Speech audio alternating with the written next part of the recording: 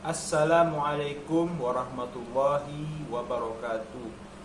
Yang terhormat Bapak Bayu selaku dosen mata kuliah Manajemen Inovasi dan Teknologi beserta kawan-kawan yang sedang menonton video ini. Maksud dari kami membuat video ini untuk memenuhi tugas akhir mata kuliah Manajemen Inovasi dan Teknologi, di mana kelompok kami membuat sebuah projek aplikasi. Tidak perlu berlama-lama, langsung saja ke penjelasannya. Penjelasan pertama akan disampaikan oleh saya sendiri, Syarif Abu Bakar. Sedikit menjelaskan bahwa projek dari kelompok kami yaitu pengelolaan limbah sampah masyarakat menggunakan sebuah aplikasi. Langsung saja ke topik pembahasannya. Tahapan pertama adalah tahap empathize, yang dimana tahapan ini memiliki beberapa tahap. Yang pertama, think and feel, yaitu apa yang dikhawatirkan masyarakat ketika mereka membuang sampah yang masih bisa diolah. Satu, melewatkan peluang untuk berkontribusi lebih pada lingkungan. Dua, mengakibatkan pemborosan sumber daya alam dan dapat menyebabkan polusi udara, air, dan tanah yang merugikan ekosistem dan makhluk hidup. Yang ketiga, meningkatkan jumlah limbah di lokasi tersebut yang dapat mengarah pada masalah kesehatan dan kebersihan. 4. Mencemari alam, merusak keanekaragaman hayati dan merugikan ekosistem lokal. Selanjutnya, tahapan what does he see? Apa yang dilihat pengguna dalam membuang sampah yang masih bisa diolah? 1. Mereka menyadari isu lingkungan mempunyai dampak negatif terhadap ekosistem jika sampah tersebut tidak diolah dengan benar. 2. Mengurangi limbah sampah dan mempertimbangkan untuk memisahkan sampah yang bisa diolah untuk didaur ulang. 3. Jika sistem daur ulang efisien, kemungkinan mereka akan lebih termotivasi untuk membuang sampah sesuai dengan ketentuan daur ulang.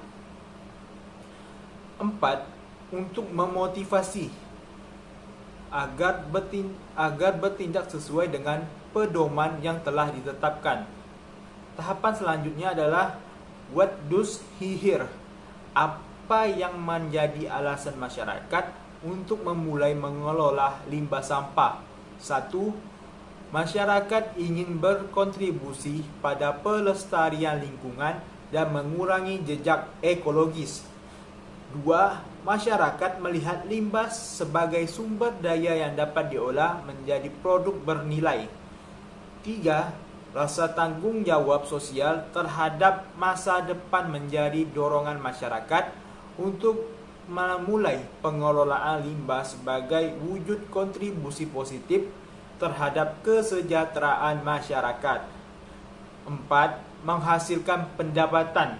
Daur ulang sampah, terutama sampah plastik, dapat menghasilkan sebuah pendapatan bagi masyarakat dan pengusaha. Penjelasan selanjutnya akan dibacakan oleh rekan saya. Terima kasih. Assalamualaikum warahmatullahi wabarakatuh. Perkenalkan, nama saya Nawang Lestari. Di sini saya akan melanjutkan penjelasan dari Syarif Abu Bakar tentang tahap empathy selanjutnya. Tahap empathy selanjutnya adalah tahap what does he say and do. Nah, tahap tersebut adalah apa yang dirasakan masyarakat setelah menerapkan pengolahan limbah sampah. Nah, menurut kelompok kami, hal tersebut dibagi menjadi 6 bagian. Yang pertama adalah masyarakat merasa lebih sadar akan peran mereka dalam melindungi lingkungan dan merawat sumber daya alam. Nah, yang kedua adalah udara bersih, air yang sehat, dan tanah yang tidak tercemar dapat menciptakan kondisi yang lebih baik untuk hidup. Yang ketiga ada dengan menggunakan kembali bahan pengolahan sampah, masyarakat dapat menghemat sumber daya alam yang terbatas sehingga memberikan dampak positif terhadap keberlanjutan sumber daya. Yang keempat ada menciptakan iklim positif di lingkungan sekitar, memperkuat hubungan antar warga, dan membangun komunitas yang lebih berkelanjutan secara keseluruhan. Yang kelima ada menghemat biaya pengeluaran karena sampah organik dapat diolah menjadi kompos dan pupuk sederhana. Yang terakhir ada sampah yang dapat digunakan kembali serta didaur ulang dapat memberikan potensi ekonomi. Selanjutnya ada point pain. Point pain ini adalah apa ketakutan dari masyarakat dalam mengelola limbah sampah.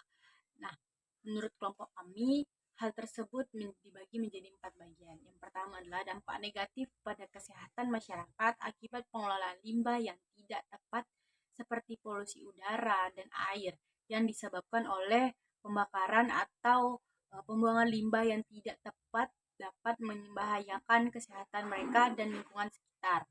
Yang kedua ada kontaminasi tanah, air, dan udara oleh limbah yang tidak terolah dengan baik yang dapat merusak ekosistem dan keanekaragaman hayati. Yang ketiga ada ketidakmampuan fasilitas pengolahan limbah untuk mengatasi jumlah limbah yang dihasilkan oleh masyarakat. Yang keempat adalah rendahnya kesadaran atau partisipasi masyarakat dalam pengelolaan limbah yang menghambat upaya bersama untuk mencapai praktik pengelolaan limbah yang berkelanjutan. Selanjutnya ada point gain. Point gain ini adalah apa keuntungan. Tadi apa ketakutan, sekarang apa keuntungan. Apa keuntungan yang didapatkan masyarakat ketika mengelola limbah sampah? Yang pertama adalah membantu menciptakan lingkungan yang bersih dan sehat, mengurangi resiko pencemaran, dan meningkatkan kualitas air serta udara. Yang kedua ada mencegah penyebaran penyakit dan menjaga kesehatan dari masyarakat. Yang ketiga ada mengelola limbah secara efisien, membantu menghemat sumber daya alam yang terbatas seperti bahan baku dan energi. Yang keempat ada pengelolaan limbah dapat menciptakan lapangan kerja dan peluang ekonomi lokal. Yang kelima ada masyarakat dapat membantu mengurangi volume sampah yang masuk ke tempat pembuangan akhir, mengurangi tekanan pada lahan pembuangan sampah. Yang keenam ada sampah dapat diolah menjadi energi baru. Seperti bahan bakar dan pupuk kompos. Sehingga dapat menghemat energi yang dibutuhkan oleh manusia. Manfaat dari pengelolaan sampah menghasilkan uang dan dari kegiatan tersebut. Mungkin teman-teman bisa melihat dari empathy maps yang diterterakan di layar tersebut. Sekian penjelasan dari saya. Mungkin selanjutnya akan dijelaskan oleh Saudara Irfan Fadila. Sekian dari saya. Wassalamualaikum warahmatullahi wabarakatuh.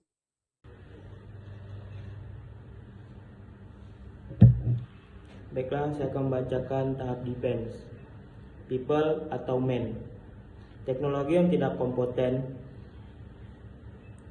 Keterbatasan teknologi dalam pengendalian limbah sampah di lingkungan sekitar dan ketidakjelasan atau kekurangan komunikasi mengenai manfaat dan cara penggunaan teknologi baru.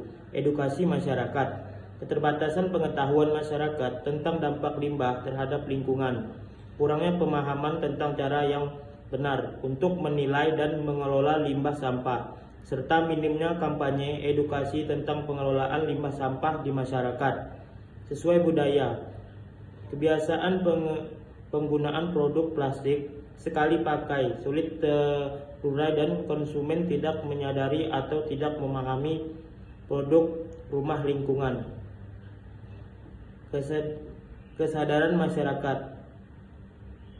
Ketidakpahaman masyarakat mengenai dampak limbah terhadap lingkungan dan rendahnya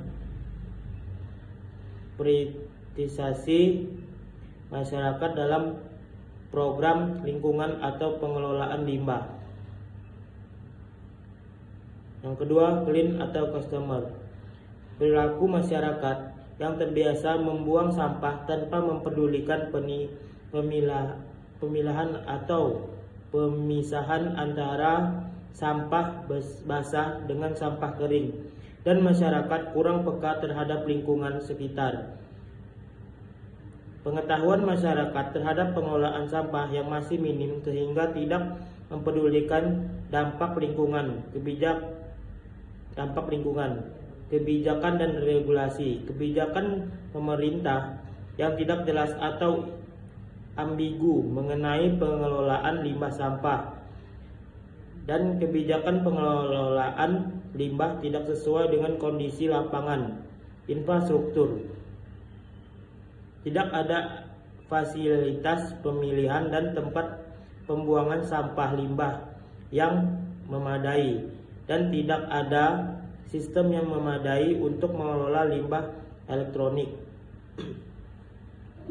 Environment, pemukiman. Letak TPS yang berada jauh dari pemukiman penduduk dan daerah pemukiman yang tidak memiliki fasilitas pengelolaan limbah yang memadai, ketersediaan informasi lingkungan.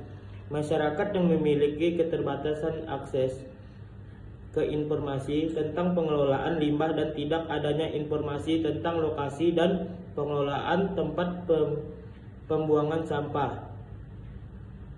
Pola konsumsi yang cenderung berlebihan, terutama dalam penggunaan plastik sekali pakai, dan kesadaran akan dampak konsumsi terhadap pengolahan sampah. Material, kurangnya peralatan pengelolaan limbah sampah, tidak ada tempat pemilahan limbah dan fasilitas daur ulang yang tidak dilengkapi dengan peralatan yang memadai, serta pemilah limbah yang masih dilakukan secara manual tanpa dukungan sistem otomatis. Finance, biaya operasional, biaya tinggi terkait pengumpulan, transportasi, dan pengelolaan limbah serta pemeliharaan dan pembaruan rutin. Peralatan memerlukan biaya tambahan.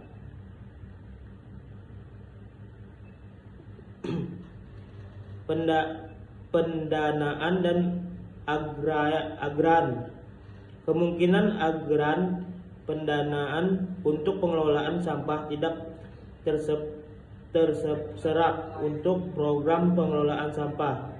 Keberlanjutan pengelolaan belum efektif program pengelolaan sampah di lingkungan. Metode perbuangan sampah sembarangan. Kurangnya kepedulian dari masyarakat sekitar dan pemerintah yang membuang sampah sembarangan, dan keberadaan sampah yang berakibat kepadatan lalat yang sangat tinggi. Pengelolaan sampah rumah tangga. Banyak rumah tangga yang belum memahami pentingnya memilah sampah organik dan non-organik, sehingga mengakibatkan kesulitan dalam proses daur ulang, serta penanganan yang tidak efisien akan pemilahan sampah dikonsumsi yang berlebih. Plastik sekali pakai. Fishbone diagram. Yang pertama itu ada people man. Ada 4. Yang pertama, teknologi yang tidak kompeten, edukasi masyarakat, kesadaran masyarakat, sosial budaya.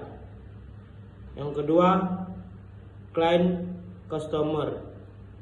Yang pertama, perilaku. Yang kedua, pengetahuan. Yang ketiga, kebijakan dan regulasi. Yang keempat, infrastruktur. Environment. Yang pertama, pemukiman. Yang kedua, pola konsumsi. Yang ketiga, ketersediaan informasi lingkungan.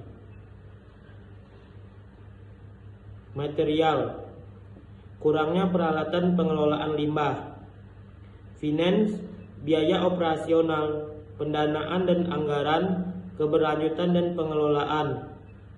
Metode, pembuangan sampah sembarangan, pendanaan dan anggaran, keberlanjutan pengelolaan.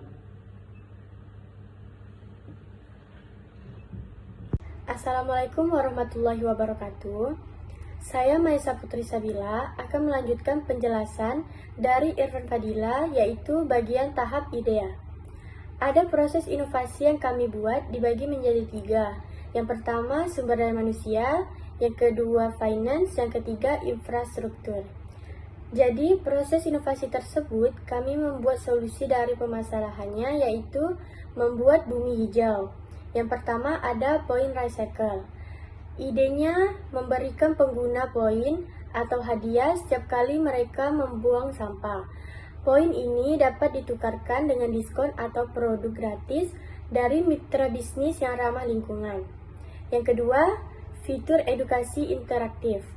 Idenya yaitu sertakan modul pendidikan dalam aplikasi yang memberikan informasi interaktif tentang pentingnya pengelolaan sampah. Guna animasi, kuis atau video singkat untuk membuatnya lebih menarik. Setelah mereka menyelesaikan kuis, mereka akan mendapatkan feedback poin.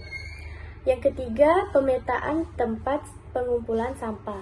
Idenya ialah integrasikan peta yang menunjukkan lokasi tempat pengumpulan sampah terdekat. Pengguna dapat mudah menemukan titik pengumpulan dan melihat statusnya, apakah penuh atau tidak. Yang keempat ada notifikasi jadwal pengumpulan sampah.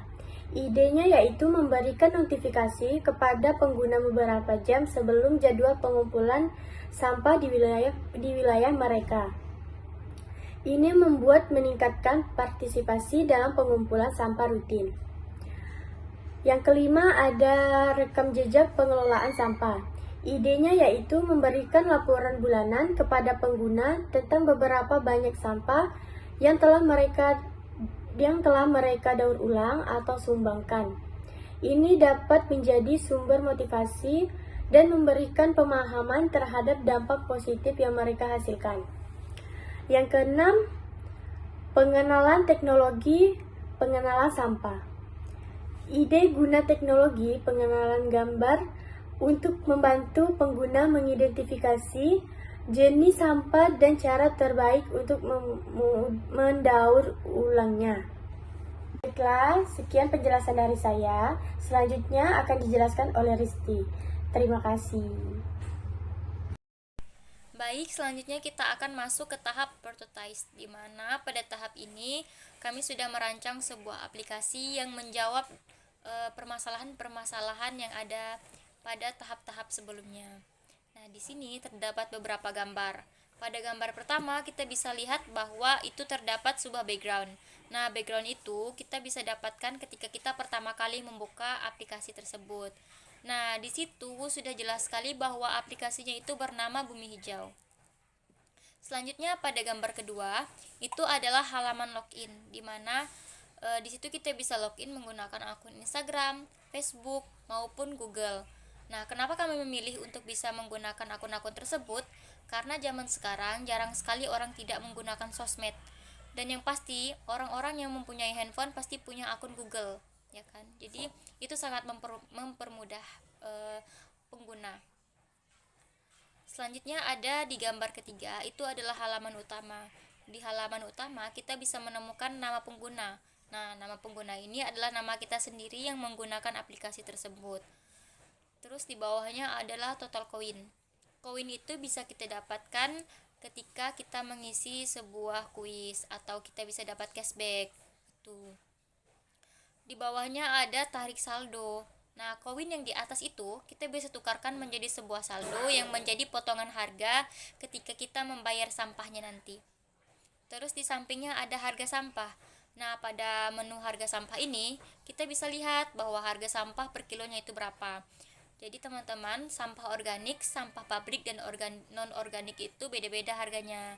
Jadi kita bisa lihat pada menu harga sampah. Selanjutnya pada menu riwayat. Nah, di situ kita bisa lihat riwayat kita membuang sampah itu kapan, tanggal berapa, dan bulan berapa. Begitu juga kita bisa lihat riwayat kita tarik saldonya kapan. Nah, di bawahnya itu juga ada gambar 3 tong sampah yang beda-beda warnanya. Pada gambar tong sampah berwarna hijau, kita tahu di situ ketika kita buka, kita bisa tahu, oh, saya sudah membuang sampah organik sebanyak apa. Nah, itu isinya. Pada tong sampah yang warna kuning juga seperti itu. Kita tahu juga kita sudah membuang sampah pabrik itu seberapa banyak. Begitu pula dengan tong sampah yang berwarna merah. Kita sudah membuang sampah non organik itu seberapa banyak.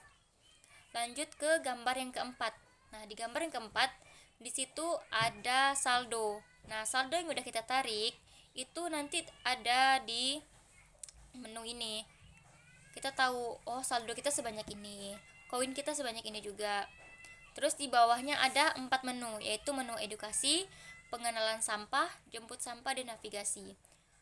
Di sini pada menu edukasi itu dimana isi kuis-kuisnya tadi. Nah, hasil kuis-kuis ini tadi yang kita isikan itu bisa menghasilkan sebuah koin. Koinnya bisa menghasilkan saldo. Gitu. Terus di pengenalan sampah. Nah, teman-teman, tidak semua orang tahu pembagian sampah organik, sampah pabrik, sampah non organik. Tidak semua orang tahu tentang itu. Jadi kami memasukkan menu tersebut agar orang-orang tahu bahwa oh, ini sampah organik, oh, ini sampah non organik, oh, ini sampah pabrik gitu. Selanjutnya adalah jemput sampah. Nah, pada menu ini kalau kita menekan menu ini kita bisa tahu kita meminta orang untuk menjemput sampah kita. Begitu. Terus ada menu navigasi. Nah, menu navigasi ini isinya itu tentang denah-denah di mana letak tong sampah terdekat. Selanjutnya di gambar yang terakhir. Nah, gambar ini tuh isinya tentang pengaturan profil, pengaturan verifikasi, pusat bantuan, dan pengaturan keamanan. Di sini tuh kayak sebuah pengaturan aplikasinya gitu. Kayak pengaturan keamanan nih, kita bisa ngatur tentang password kita bisa di situ juga. Terus ada tulisan keluar. Nah, itu bisa kita bisa keluar dari aplikasi tersebut, bisa ganti akun juga di situ. Jadi sekian penjelasan dari saya. Terima kasih.